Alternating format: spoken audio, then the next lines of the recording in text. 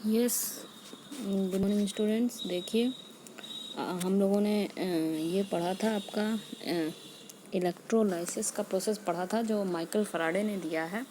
ठीक है, इसी में हम लोगों ने पढ़ा था ये कि क्या क्या इफ़ेक्ट्स आते हैं, क्या क्या जब केमिकल रिएक्शन होता है, जब किसी सॉल्यूशन में इलेक्ट्रिसिटी पास होती है, इलेक्ट्रोलाइट्स में इलेक्ट्रिसिटी पास होती है, तो क्या क्या केमिकल रिएक्शन होते हैं और इलेक्ट्रोड्स के पास क्या क्या चेंजेज आते हैं। तो हमने 3 चीज़ें पढ़ी थी इसमें। क्या है आपका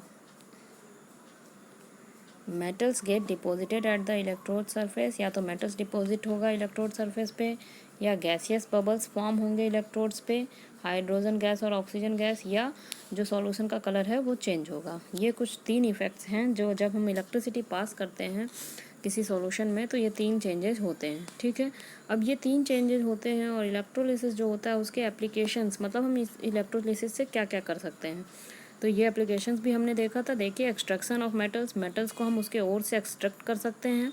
electro refining of metals, metals को हम इलेक्ट्रो रिफाइन कर सकते हैं, इलेक्ट्रिसिटी पास करके उसको रिफाइन कर सकते हैं। और इलेक्ट्रोप्लेटिंग, मतलब एक मेटल को दूसरे मेटल के ऊपर चढ़ा सकते हैं मतलब उसका एक लेयर उसके ऊपर डाल सकते हैं। ठीक है, एक्सट्रैक्शन ऑफ मेटल्स में क्या होता है, एक्सट्रैक्शन ऑफ मेटल्स में क्या होता है स्टूडेंट्स? देखिए, certain metals are extracted from their ores, कुछ मेटल्स को उनके ओर से एक्सट्रैक्ट किया जाता है by the process of electrolysis. For example, aluminium, sodium, potassium, calcium, they are extracted from their ores by the process of electrolysis. देखिए, कोई भी जो मेटल है वो नॉर्मल अपने उसी कंडीशन में नहीं पाया जाता है जिस कंडीशन में वो दिखता है। जैसे एल्युमिनियम जिस प्योर कंडीशन में दिख रहा है उस प्योर कंडीशन में वो पाया नहीं जाता है। ठीक है, लेकिन उसको हम लोग इलेक्ट्रोलाइसिस के प्रोसेस से वो ओर के पूरे मिक्स, बहुत सारे इम्प्योरिटीज़ के साथ मिक्स पाया जाता है, लेकिन हम उसको इलेक्ट्रोलाइसिस के मेथड से हम उसको उस इम्प्योरिटीज़ को अलग कर देते हैं और प्योर मेटल को उसमें से एक्सट्रैक्ट कर लेते हैं bye the process of electrolysis. ठीक है, इसको अभी हम डिटेल में पढ़ेंगे। दूसरा है इलेक्ट्रो रिफाइनिंग, हम इलेक्ट्रो रिफाइन कर सकते हैं किसी भी मेटल्स को। It is the process of obtaining pure metal from impure one, impure one से हम प्योर मेटल को इलेक्ट्रो रिफाइन कर सकते हैं। For example, in electro refining of copper, copper को अगर हम इलेक्ट्रो रिफाइन करें, एक प्योर कॉपर की रॉड को हम लोग कैथोड बनाएंगे, मतलब जो प्योर रॉड है उसको हम लोग नेगेटिव टर्मिनल से जोड़ेंगे, वो कैथोड रहेगा, और एक इम्प्योर कॉपर रॉड को हम लोग पॉजिटिव टर्मिनल से जोड़ेंगे, वो एनोड रहेगा। ठीक है, विथ कॉपर सल्फेट सॉल्यूशन, और सॉल्यूशन में हम कॉपर सल्फेट सॉल्यूशन लेंगे इलेक्ट्रोलाइट के रूप में। इस तरीके से हम जो भी इम्प्योर कॉपर है उसको प्योर कॉपर में कन्वर्ट कर देंगे, उसकी जो इम्प्योरिटीज़ है वो सॉल्यूशन में घुलती जाएगी और प्योर कॉपर जो है प्योर कॉपर के ऊपर आ जाएगा। ठीक है, तो इस तरीके से हम इलेक्ट्रो रिफाइनिंग के मेथड से मेटल्स को रिफाइन कर सकते हैं। इलेक्ट्रोप्लेटिंग क्या है? The process of depositing a thin layer of any desired metal और material by the passage of electric current. Electric current के पैसेज से किसी एक मेटल का, जैसे कि ये सपोज कि कोई सिल्वर का स्पून है, ठीक है, ये सिल्वर का स्पून है, इस पे हमको गोल्ड चढ़ाना है कि ये सिल्वर अंदर से रहे लेकिन ऊपर से गोल्ड चढ़ जाए, तो इसको भी हम ऊपर से ऐसे गोल्ड चढ़ा सकते हैं bye the process of electrolysis. तो ये 3 चीज़ें, 3 एप्लीकेशंस हैं। एग्जाम में पूछता है कि right the applications of electrolysis, तो ये 3 एप्लीकेशंस हैं जो कि जिससे कि हम लोग इलेक्ट्रोलाइसिस का जहाँ जहाँ हम लोग यूज़ कर सकते हैं। तो 3 एप्लीकेशंस कौन कौन से हैं स्टूडेंट्स? 3 एप्लीकेशन हैं, extraction of metals from its ore, electro refining of metals और इलेक्ट्रो प्लेटिंग। ये 3 मेथड्स हैं जिससे कि जो कि इलेक्ट्रोलाइसिस का जहाँ जहाँ यूज़ होता है। ठीक है, और देखिए आगे अब क्या होता है, इलेक्ट्रोलाइसिस और कहाँ यूज़ होता है इसको देखते हैं हम लोग। ठीक है, अब देखिए ये एक एक्टिविटी देखिए आप लोग, इसमें इलेक्ट्रोलाइसिस कैसे यूज़ हो रहा है देखिए, इसमें दिखाया गया है इस इलेक्ट्रोलाइसिस में।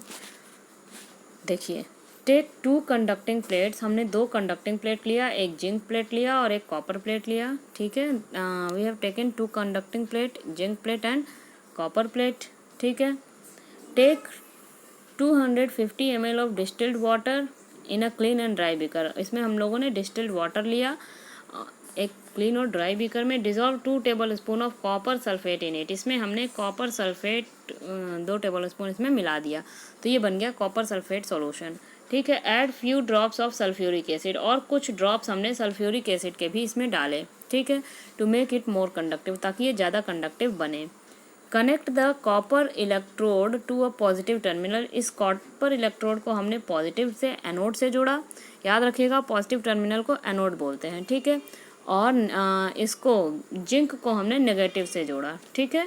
जिंक को हमने नेगेटिव से जोड़ा, याद रखिएगा, नेगेटिव को कैथोड बोलते हैं। Allow a steady current to pass through this electrolyte for 20 to 30 minutes. एक स्टेडी करंट को अलाउ करिए कि इस इलेक्ट्रोलाइट के थ्रू पास करें, मतलब हम इस इलेक्ट्रोलाइट में 20 से 30 मिनट तक एक स्टेडी करंट पास कराएंगे। Now carefully take out the plates from the solution. अब प्लेट्स को केयरफुली सॉल्यूशन से निकाल लीजिए।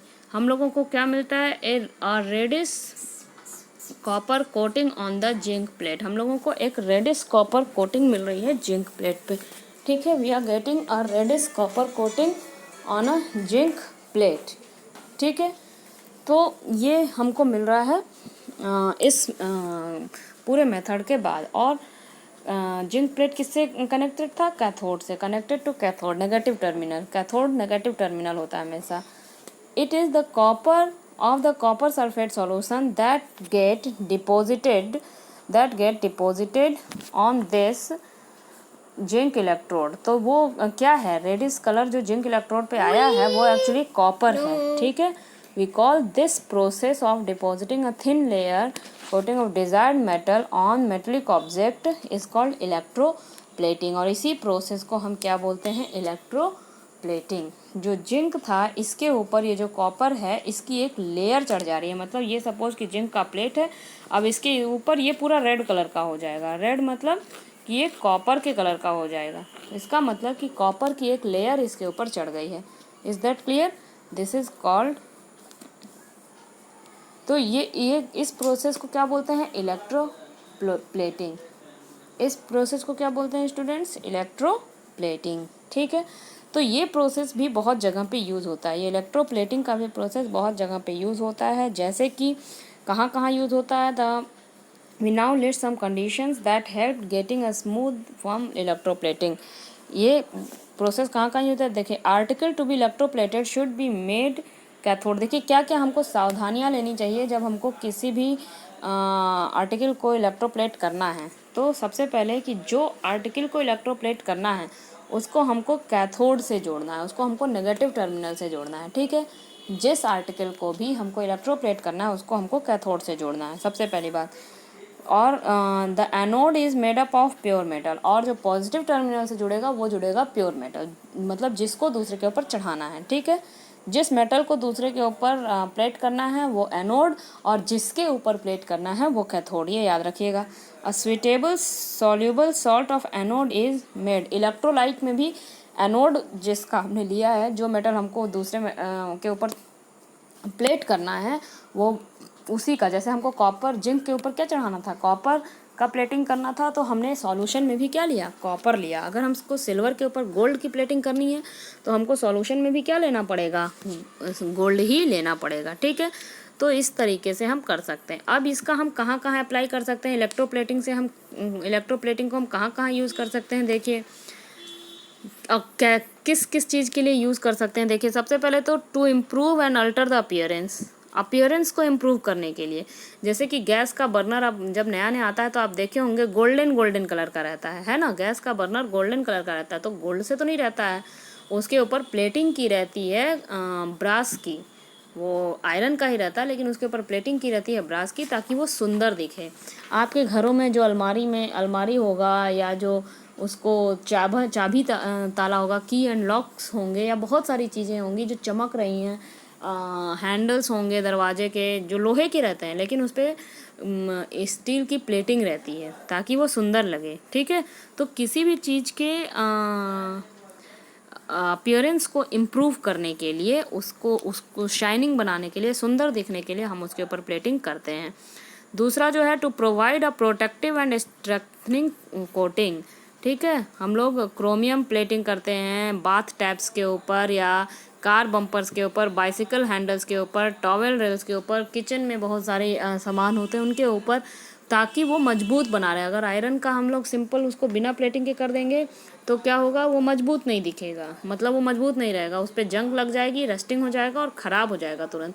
लेकिन अगर उसके ऊपर प्लेटिंग हो जाएगी तो वो जंग नहीं लगेगा, रस्टिंग नहीं होगा, कोरोजन नहीं होगा, तो वो जल्दी ख़राब नहीं होगा। तो उसको स्ट्रेंथनिंग या मजबूती प्रदान करने के लिए भी हम उसके ऊपर प्लेटिंग करते हैं। ठीक है, और आगे देखते हैं हम लोग और क्या है। To provide a protective and strengthening हो गया। टू मिनिमाइज द कॉस्ट, और कॉस्ट को मिनिमाइज करने के लिए, अब जैसे सोना सभी कोई नहीं खरीद सकता है, ठीक है, लेकिन अगर हम वही सोने की जगह पे अगर हम चांदी पे सोने का प्लेटेड से खरीद लेते हैं तो हमको सस्ता भी पड़ जाता है और हमें सोने का वो लुक भी देता है। तो कॉस्ट को भी मिनिमाइज करने के लिए हम इस तरह का काम करते हैं। ठीक है, तो ये था आपका एप्लीकेशंस ऑफ द इलेक्ट्रोप्लेटिंग। कहाँ कहाँ पे इलेक्ट्रोप्लेटिंग होती है, उसका क्या क्या काम होता है, क्यों इलेक्ट्रोप्लेटिंग होती है, 3 चीज़ों के लिए होती है। To provide a protective and strengthening coating, to minimise the cost and to alter और इम्प्रूव द अपीयरेंस। ठीक है, दूसरा एक और माइकल फराडे ने एक्सपेरिमेंट किया था, वो है इलेक्ट्रोमैग्नेटिक इंडक्शन का एक्सपेरिमेंट। ठीक है, क्या है वो इलेक्ट्रोमैग्नेटिक इंडक्शन का एक्सपेरिमेंट है। उसमें माइकल फराडे ने क्या बताया था, देखिए कि अगर एक रॉड में हम लोग बहुत ज़्यादा वायर को क्या कर देते हैं, रोल कर देते हैं, बहुत ज़्यादा वायर को रोल कर देते हैं, और उसके पास अगर हम मैग्नेट, ये देखिए यहाँ पे दिखाया हुआ है, उसके पास अगर हम मैग्नेट को लाएंगे, पास ले लाएंगे, दूर ले जाएंगे, पास ले जाएंगे, तो उसमें एक मैग्नेटिक इफ़ेक्ट हो जाता है। ठीक है, ये रोलिंग की वजह से उसमें क्या हो जाता है, एक मैग्नेटिक इफ़ेक्ट कॉज करता है। और अगर उसी वायर से हम लोग एक बल्ब कनेक्ट कर देते हैं, ठीक है, तो बल्ब कनेक्ट करने से क्या होता है, अब देखिए जब हम इसको मैग्नेट बार को हम इसके मूव कराएंगे इधर आगे पीछे, तो ये बल्ब ग्लो करेगा। जब हम मैग्नेट को स्टेशनरी रोक देंगे अगर एक जगह पे, तो ये बल्ब ग्लो करना बंद कर देगा। ठीक है, अगर ये मैग्नेट जो है वो एक जगह पे रुक जाएगा तब ये बल्ब ग्लो करना बंद कर देगा। मैग्नेट मोशन में रहेगा, आगे पीछे मोशन में रहेगा, तब ये बल्ब ग्लो करेगा। मैग्नेट एक जगह रुक जाएगा तब ये बल्ब ग्लो नहीं करेगा। मैग्नेट को जितना फास्ट आप मोशन में करेंगे ये बल्ब उतना ज़्यादा ग्लो करेगा, मैग्नेट को जितना कम मोशन में करेंगे वो उतना कम ग्लो करेगा। तो ये इन्होंने मैग्नेटिक इंडक्शन का एक इन्होंने एप्लीकेशन दिया था माइकल फराडे ने। ठीक है, अब इलेक्ट्रोमैग्नेटिक इंडक्शन देखिए क्या है स्टूडेंट्स, यहाँ पे उसका आप डेफिनेशन भी देख लीजिए। The phenomena in which electric current can be generated by changing the magnetic field. ठीक है, मैग्नेटिक फील्ड, किसी भी मैग्नेट की मैग्नेटिक फील्ड को चेंज करके जो हम इलेक्ट्रिसिटी जनरेट कर सकते हैं उसी को बोलते हैं इलेक्ट्रोमैग्नेटिक इंडक्शन। यहाँ पे जो डेफिनेशन है ये आपको याद करनी होगी। This is called electromagnetic induction. The discovery and understanding of the phenomena of electromagnetic induction is based on a series carried by Faraday and Henry. इसको पूरा देने वाले फराडे एंड हेनरी थे। ठीक है, this experimental observation summed up by, देखिए यहाँ पे उन्होंने पूरे एक्सपेरिमेंट का सम किया है, क्या क्या है। Whenever there is relative motion between the magnet and the coil, ये आपका रॉड है, इसके ऊपर हमने कॉयल इस तरह से कर दिया है, इस कॉयल में हमने बल्ब कनेक्ट कर दिया है। ठीक है, तो जब ये मैग्नेट है इसके पास, ये मैग्नेट जब मोशन में रहेगा, when this magnet is in motion, जब वो मोशन में रहेगा मतलब उसको हम हिलाएंगे बहुत ज़्यादा, उसके आगे पीछे करेंगे, तब the current flows in the coil, current flow करेगा और बल्ब ग्लो करेगा, बल्ब जलेगा। ठीक है, the flow of current stops, flow of current की फ्लो स्टॉप हो जाएगी अगर मैग्नेट को हम रेस्ट में, अगर इस मैग्नेट को एक जगह पे रोक देते हैं तो ये करंट जो है वो फ्लो करना रुक जाती है और बल्ब जो है वो जलेगा नहीं। ध्यान दीजिएगा इसको। ठीक है, द फास्टर, और जितना तेज़ी से हम मैग्नेट को मूव करेंगे, जितनी तेज़ी से मूव करेंगे उतना ज़्यादा बल्ब ग्लो करेगा, और अगर इस धीरे धीरे मूव करेंगे तो बल्ब कम ग्लो करेगा। तो ये इनके कुछ